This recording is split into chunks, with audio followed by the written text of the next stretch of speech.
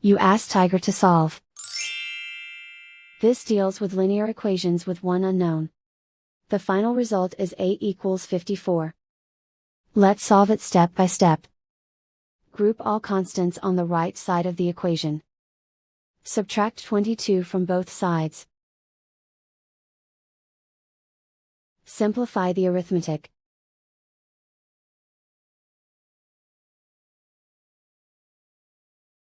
Isolate the a.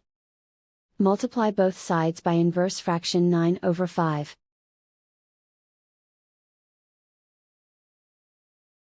Group like terms. Multiply the coefficients. Simplify the fraction. Multiply the fractions. Simplify the arithmetic. And so the final result is a equals 54.